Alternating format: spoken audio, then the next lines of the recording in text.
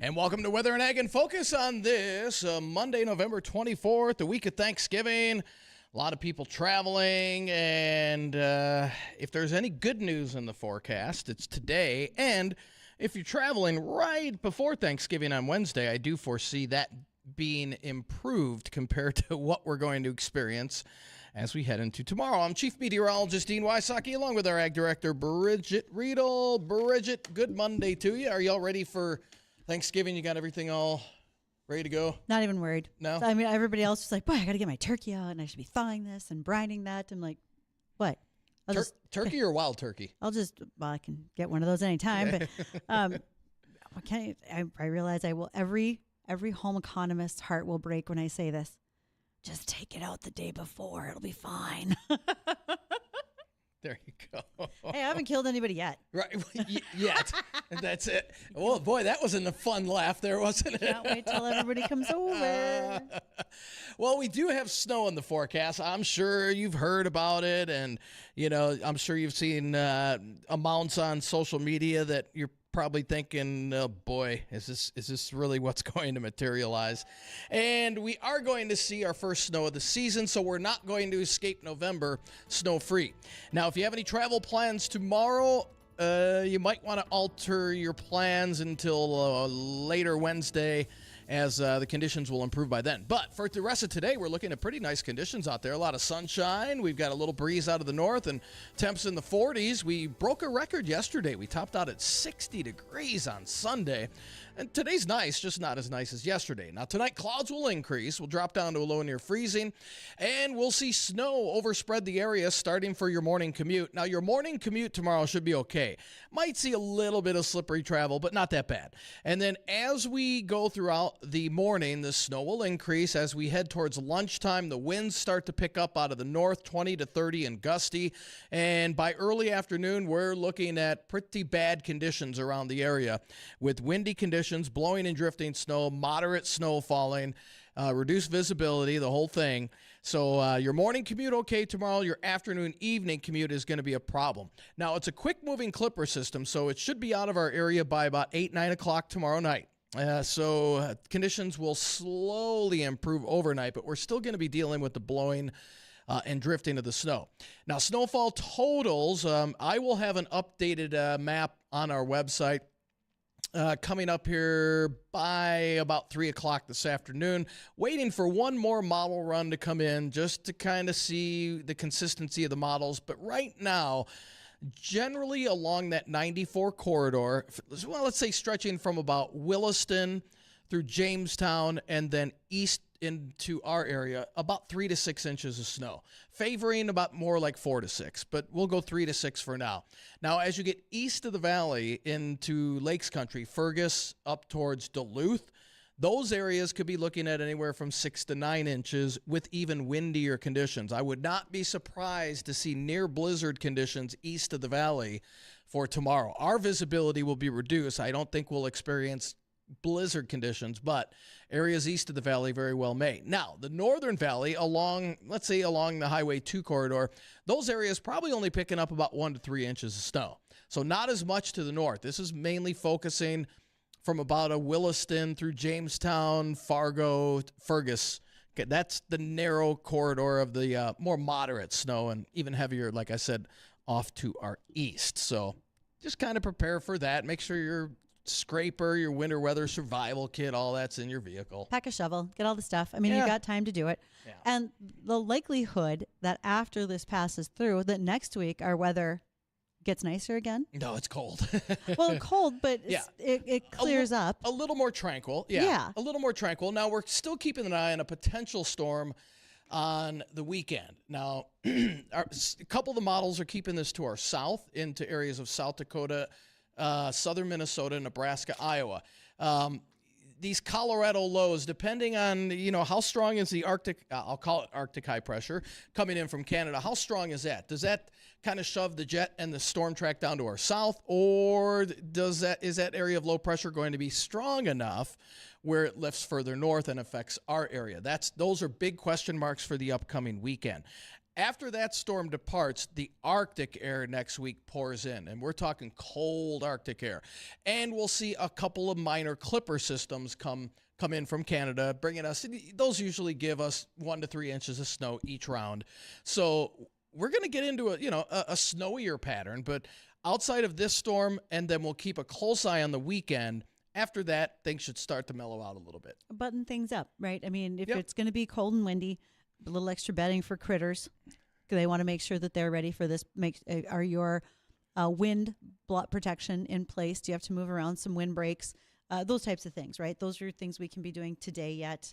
Tomorrow morning, sounds like we've got time, etc. So we'll get those things ready. Yeah, no doubt. And it's the first snow of the season. It's we were kind of expecting it. We were expecting this one over the weekend to be a little bigger than this one, and it very well may pan out to be like that, but it might not be for our area. It might be just to our south. So, again, if you have travel plans for tomorrow, you might want to alter those as those conditions will be deteriorating throughout the day. Well, to be honest, it deteriorating throughout the day.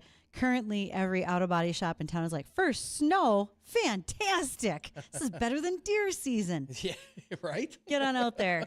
It might be more of a full coverage day versus just liability. That's a good point. Pay attention. That's pay attention. a good point. Speaking of folks on the road, thank you, Trucker Al. I am in studio today. I did get my calendar. I appreciate that very much because that's the one I use to keep track of social media postings that I need to do.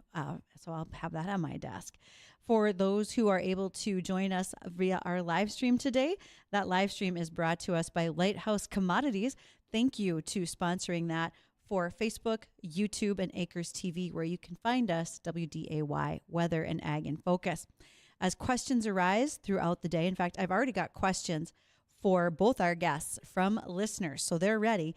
And if you want to take advantage of more times to chat with with our guests, you can reach us on the JLA Insurance phone line, 701-293-9000. And we're watching our email inboxes. Those are powered by Superior Grain Storage. They are superior in their grain storage, drying, and handling solutions. Check them out, superiourbins.com. Dean's email is weather@flagfamily.com. Mine is ag@flagfamily.com. Those guests that I mentioned that are coming up, the first one we'll have is Angie Johnson, familiar face to us. She is with the North Dakota State University Extension. She is their farm and ranch safety specialist. We talked with Angie about a year ago about something called RF-, which is training for rural fire departments. And there are some upcoming sessions for NDSU to be hosting with RF-, and we wanted those details direct from Angie. She's going to help them out with us.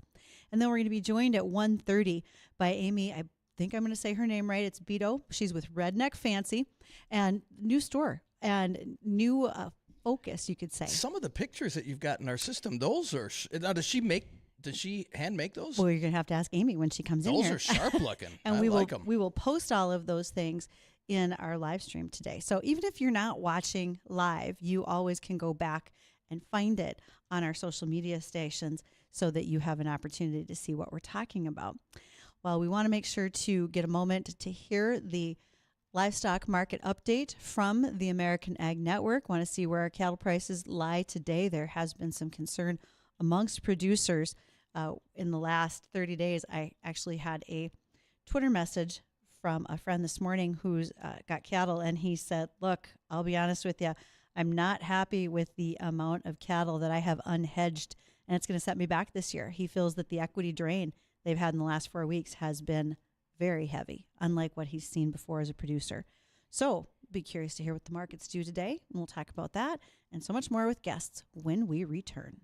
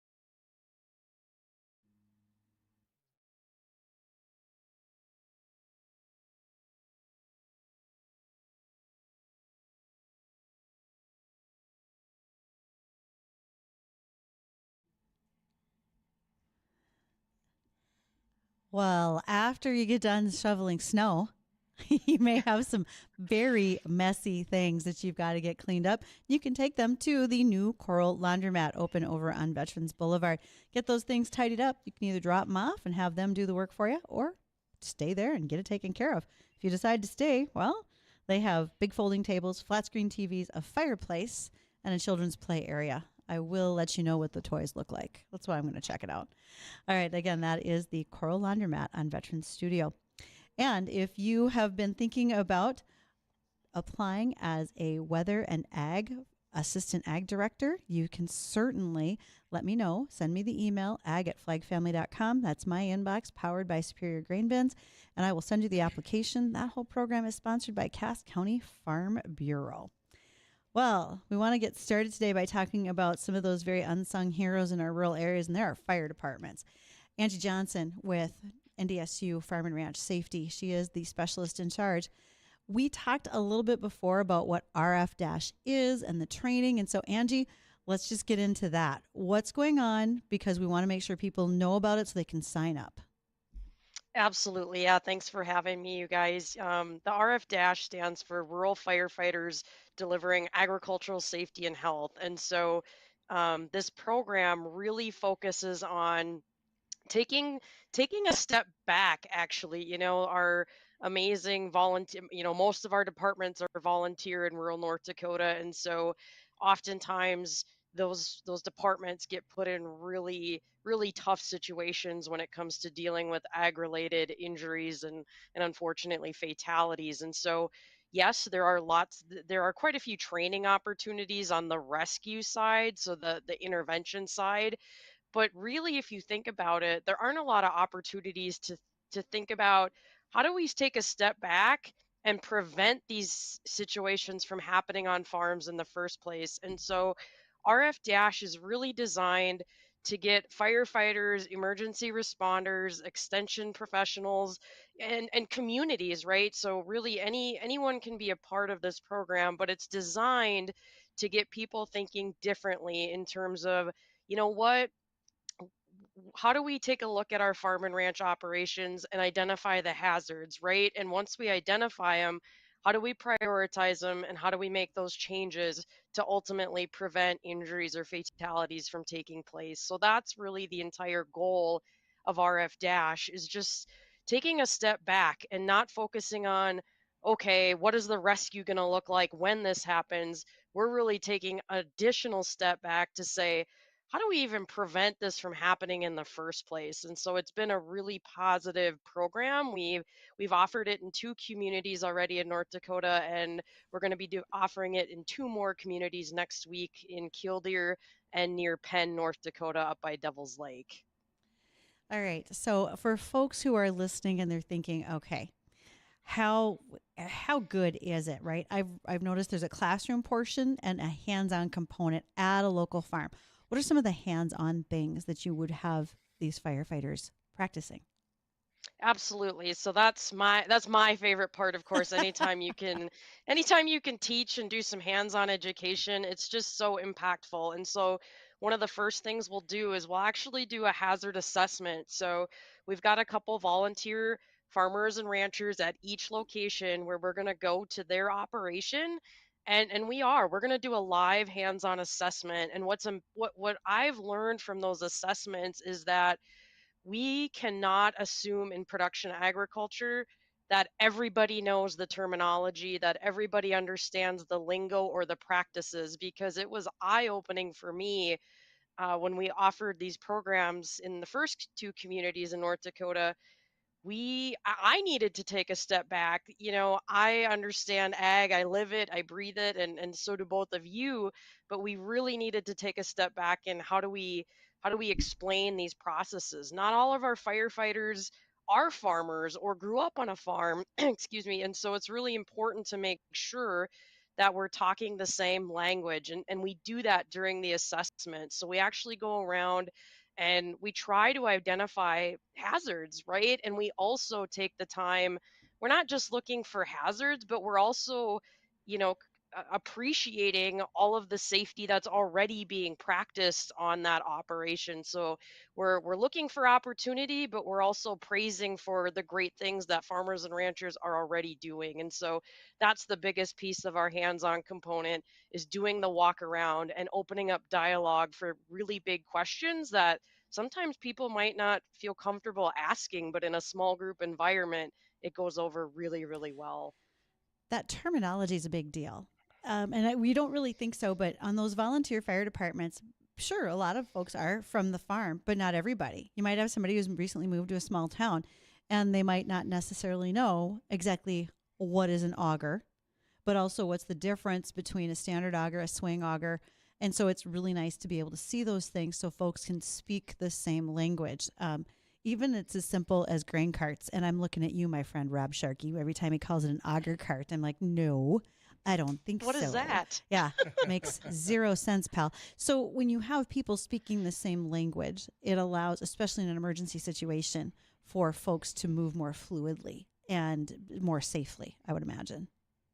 Absolutely. And like I said, at our first trainings, we had nurses from different hospitals come, and it really helped them provide a safe space for them to ask those questions that otherwise they might feel kind of sheepish to ask. And so we really try to set up the environment that there is no dumb question, and also just taking the time to explain things. And one of the really cool components of RF Dash is we highlight the Farm Mapper program, which is an online software that allows farm and ranch families to really map out their farm by, it can upload a picture, a satellite imagery, excuse me, of your farm, and you can go in there and pinpoint, where's the propane shut off, where's the water shut off, electricity, and really start to put together, that emergency plan that allows everybody to know where's the machinery located, where are the animals housed. So it opens up a really cool opportunity for some communication and some dialogue, not only as a community to put that plan together, but also each individual farm and ranch family to sit down and talk through those plans. Angie, when you just mentioned livestock, that brings up the question, will there be a livestock safety component to this training that you'll be doing in Killdeer and Penn, or are you primarily focused on more grain operations?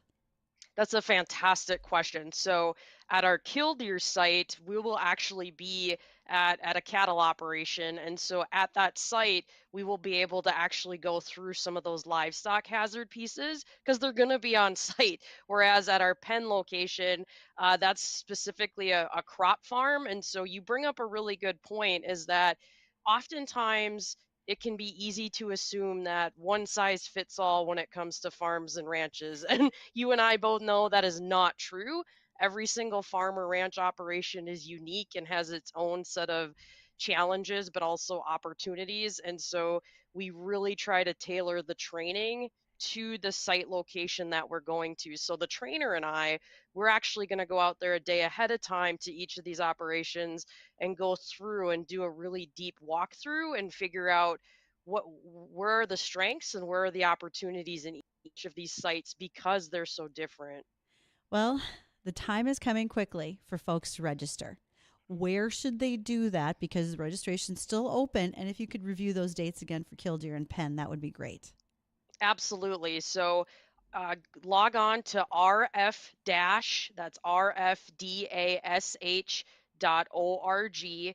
And when you click on the training button, both the Killdeer and the Penn training options will pop up. And so, whichever one you want to attend, you click on that and you'll begin the registration process. Now, the Killdeer training is going to be on December 2nd, and the Penn North Dakota training is going to be on December 4th. And they are all day training. So please keep that in mind. We understand if you do need to leave early or head out, you're more than welcome to. We're not going to hold you there, but we do ask, it is an all day training to please try to help commit to that schedule. Much appreciated, Angie. Thank you for all that. And again, if people want to reach you, perhaps they have some questions, could you give your contact information too, please? Absolutely. You can contact me anytime at 701-231-1873 or angela.b.johnson@ndsu.edu. Thanks, Angie. Really appreciate it. Okay. Absolutely. One of those other things you should be keeping in mind right now is your cybersecurity. Take a moment and head to uh, Tech Support Farm. Gosh, blanked out there for a sec. TechSupportFarm.com. Do the fence check assessment with Chris, because especially as we get into Black Friday holiday sales, etc., maybe you want to take a moment and a break from your shopping to go do that fence check assessment and make sure that nobody is swiping your credit card information while you're doing this. So check him out. Don't forget to register if you're a volunteer fire department for the RF training, and stay tuned because after the news, we'll be joined by Amy from Redneck Fancy. What is it? We'll ask her.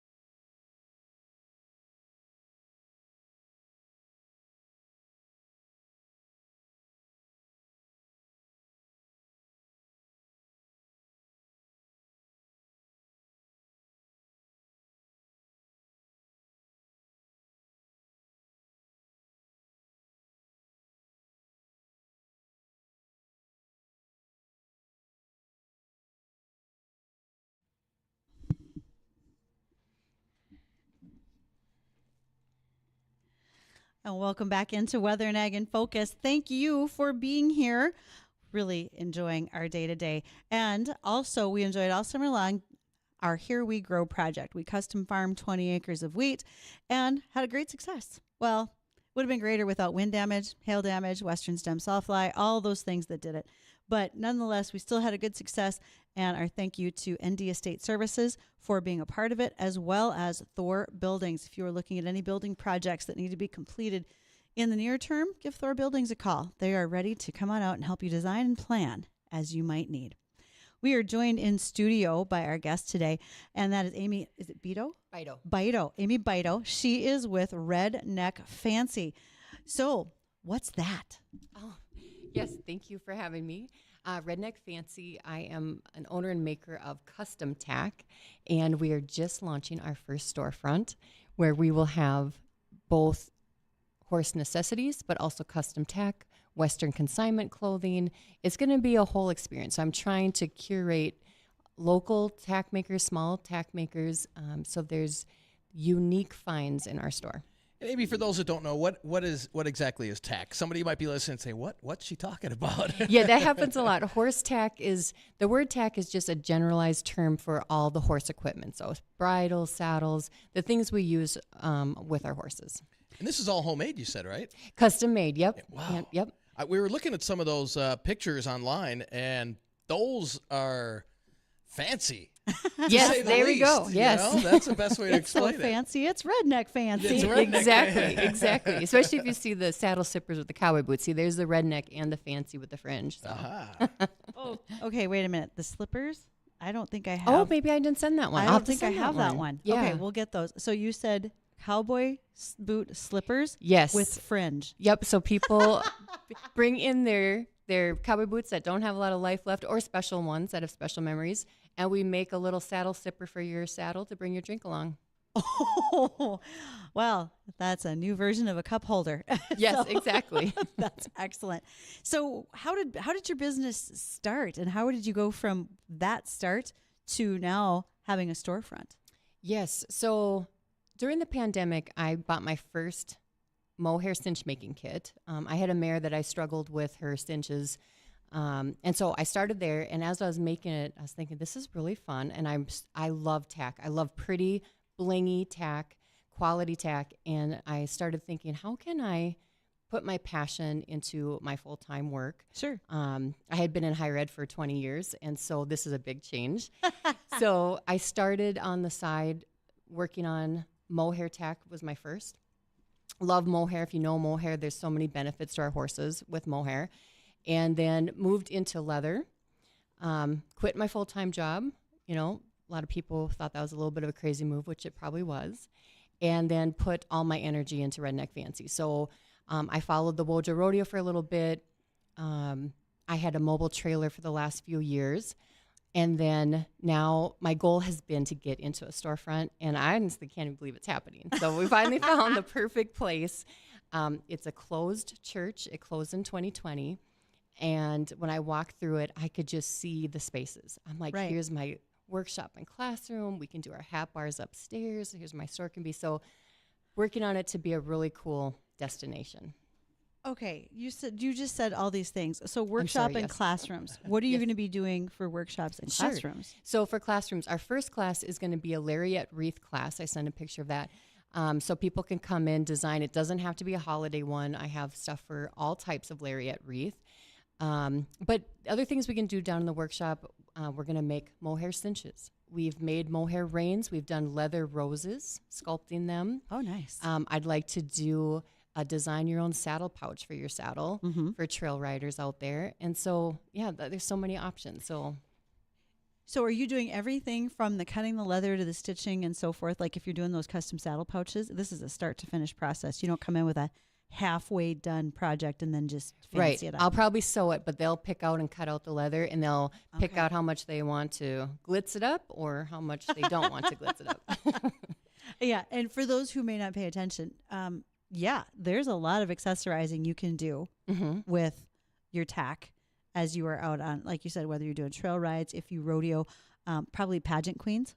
as well for rodeo queens. Yep, we have royalty coming for the grand opening to help with it. Who's coming? Emberlyn Gartner for sure is coming. She's one of my sponsored riders as well. Okay, so her title is?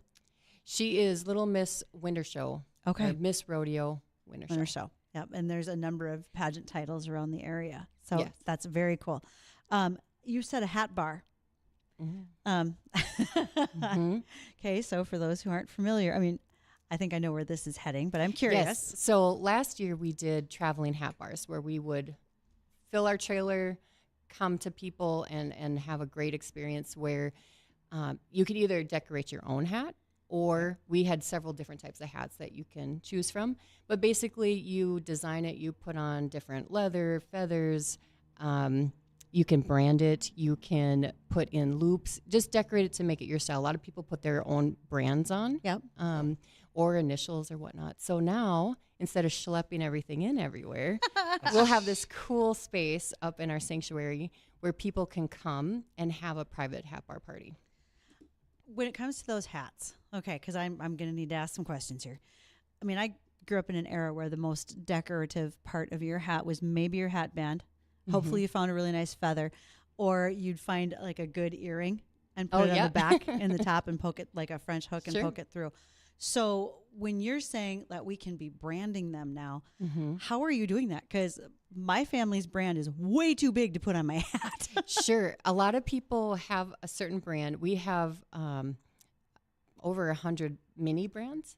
And so we warm it up and they can brand their hat with that. And so a lot of times they can make their brand out of the brands we have. Okay. Are you doing felt and straw hats? Not the branding, but I mean for decorating for the hat bar. Yes. Okay, so we can do Yep, felt. we're coming into felt season more so, which is awesome. We have these hats that have a really comfortable band that so helps with fitting too, but lots of different types of options. Got to keep your head warm. So felt hat season has arrived. Yes. And it's not just for cowgirls. You know, some people are like, well, I don't rodeo. We have all different kinds of hats. So fedoras or ranchers. It's not just country vibe. If you like hats, yes, this is something that you can be doing. And if you just like being creative and using that side of yourself, you know, we'll have people come and say, I'm not going to make a hat. I don't wear hats. I'm just going to watch. And 20 minutes in, they're making a hat. It sounds fun. I mean, it is really fun. You know, how long does it take to customize on average? I know it probably depends on how fancy you want to make it, but yeah, we on schedule average, 2 hours for the hat bar, but you know, some people are done, they know exactly what they want, and some people take a little more time deciding. There's a lot of options. So when it comes to the saddles, okay, so because you're doing tack, do you have someone who's building saddles for you and then customizing them as well? Or how does that side of this business work? Oh, sure. I'm doing more saddle accessories. So I make drink bottle holders, saddle pouches, and whatnot. I don't do anything with the actual saddles. Okay. Our friends at Brassy Bit are the saddle makers. Brassy Bit. Yeah. Nice. Okay, we're going to want to keep that in mind. I know a couple of saddle makers out there, and that is top quality good work. Yes, for sure. So store is opening. Yes. When and what are all our details? What do we need to know? Where are you? Yes. So grand opening, December 6th. It's 3 to 7 in Christine, North Dakota. Week. I know. Oh my gosh, I know. In case you're nervous, that's next week. It's gone so fast. But basically, get to the Christine exit, come to town. You'll see my steeple. So it's a repurposed church. You'll find me there in Christine. North Dakota. Okay, so that's good to know. You're in Christine. All yeah. right. And so 3 to 7, we'll have doorbusters. We're going to have a mega drawing, which means we have a lot of different drawings that'll go on through the event. Even including a 2026 stud feed to Famously Smooth one that just happened today. So I was excited about that. Nice. We're going to do a best dress contest in honor of the NFR. Because, you know, sometimes we have these cool outfits that we're not sure we can wear them. Okay, this is it, ladies and gentlemen. Bring it in. Okay, and NFR starts next weekend. Yes. It is National Finals Rodeo in Las Vegas. This is a big deal. I mean, if you have anything to do with rodeo, this is your Super Bowl. And the flights are leaving for Vegas, kids. So, yes. We literally leave the day after for the NFR. Not to cram too much into one thing. All about planning, Amy. Okay, so dress up Yep. for the 6th. Yep, dress up contest. The raffle tickets for the drawing, you just come, you get a ticket for showing up. If you watch my social media, there'll be other ways to earn more raffle tickets, more chances to win. We'll have some light hors d'oeuvres. We might have some karaoke. I'm working on that if I can get the sound system to work. So, Okay. yeah, lots of fun things that night. It sounds like a good time. Oh, it should be really fun. You're on tomorrow morning with Janae on the Coffee Club, right? Sure. You might as well just give her this flyer because we already know Janae's going. Plan for it. Yes. Okay. So what are the things we didn't ask about yet, Amy? What do we need to make sure we know of about Redneck Fancy? Oh, sure. We're calling it a Cowgirl Collective. Okay. So meaning what we're trying to do is bring together local art, local talent, and offer it in a one place that we can shop where you maybe wouldn't find those unique finds just anywhere.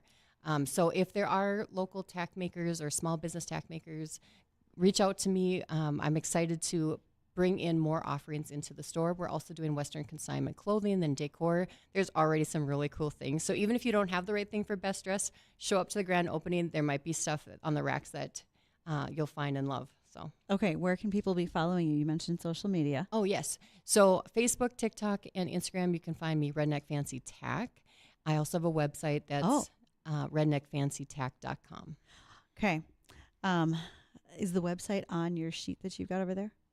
Because we're going to write it on there, and I'm going to need a photo of that so I can make sure that I can put that up on our website, or excuse me, on our Facebook page for Awesome. Weather, Thank Nag, and Focus as well. So, yeah, just south of Fargo.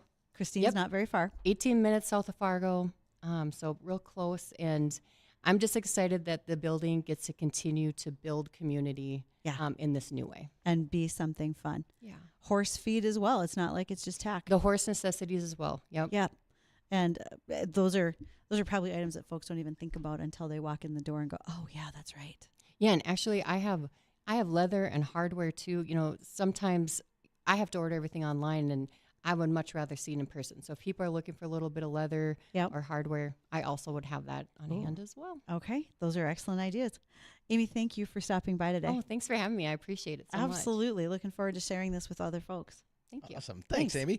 Well, when we come back, we'll update you on the incoming storm that's going to affect our area as we head into tomorrow. We'll take a look into Thanksgiving as well. And I believe Bridgette's got a couple of ag topics to go over. So don't go anywhere. We'll be right back.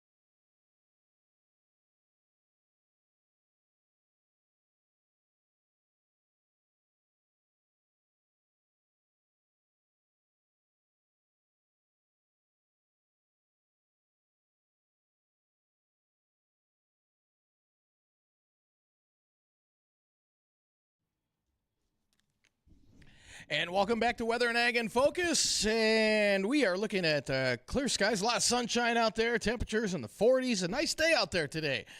And this is the party's over after today, though, because we do have a winter storm watch in effect.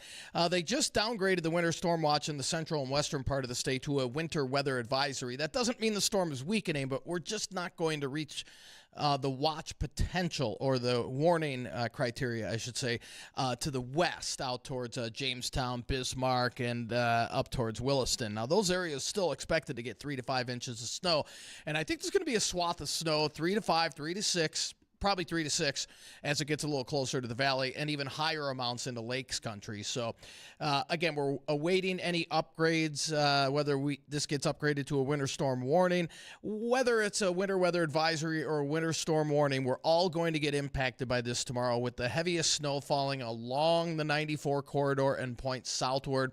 Some parts of the southern valley into lakes country could pick up 6 to 8 inches of snow. It's the wind that's going to be the problem. Even if we have areas in the northern valley that only pick up 2 to 3 inches of snow, we're still going to have winds gusting over 30 miles an hour, producing the blowing and drifting and reduced visibility. So even if we get the low-end snow totals like the northern valley, still going to be impacted in areas that get the 4 to 6 to 7 inches. You factor in 30, 35 mile-an-hour winds with that, we're looking at pretty nasty travel tomorrow afternoon and tomorrow evening. So please, if you have any travel plans tomorrow within the FM area into Lakes Country, you might want to alter your travel plans for tomorrow. It does quiet down for Wednesday and Thursday, so good news for Thanksgiving Day travel. And even Wednesday looks okay. The snow will be long gone. Might have a little blowing snow left in the morning, but all in all, much improved Wednesday into Thursday. And I'm not going to be completely to blame. I'm really not on the road till Wednesday. Next week, though, Western North Dakota, Western South Dakota. They'll get something if you're on the road. Good luck, God bless. It's almost a guarantee. Pretty much. So let's all be careful out there. Amy stayed with us with Redneck Fancy Tack because I had a listener question that I wanted to make sure that we asked today. So I'm not holding back on you, September. I promise to get this in. And that is accessories, draft horses size. So tack for draft horses. What do you got? Sure. I don't have anything in the store at this time, but reach out to my Facebook page and message me. I will see what I can find. I custom make things. So if there's something that's needed and not needed, today, that's something we could look at too. Hey, even draft horses want to feel pretty too. Exactly. Well, look at the Clydesdales for the Budweiser. Absolutely. Okay, they get pretty things. Exactly. It just takes a little bit more leather to get it done. Yes, it does. Okay. Now, in regards to other things that are happening as far as headlines are concerned right now, it was pretty to have the Northern Lights. They were lovely. Wasn't that gorgeous the other week? Oh. Yeah. Bad news. So as far as the Northern Lights are concerned, they tend to interrupt what we do when it comes to farm equipment for GPS and RTK. So we don't think there was a lot of concern with this last round of Northern Lights, but there have been a lot of plots and field work that had to be done, and they may have interfered with some of that. So we don't necessarily have all the data we normally would. Interesting to note, though, that the Earth's space cycle, if you will, has a solar cycle that's roughly 11 years, and we're entering the 11th year of the cycle. So anticipating it'll slow down next year. It should, yeah. That's what you've been hearing? Yep. Okay. Yeah. Normally, the sun, it is an 11-year cycle, and we're in a pretty active part of it right now. Yeah. So, hopefully next year for that. Well, calms down a little bit. if we all remember Mother's Day 2024, that wasn't very nice when we had a number of machines that had to shut down because you couldn't get a strong enough satellite signal to run your AB lines and so forth. And you can, they rotate between the satellites, but you need 2 solid connections to make it work. So there were some problems. I did laugh at one of my friends he farms by East Grand Forks, and he said, I'm just going to shut all the technology down and have my dad come out here and drive this. See, I was just going to say, what did they do back in the day? Yeah, Dad will have to do this. Now, as we think about what we're going to be doing for 2026, a lot of farmers are already planning.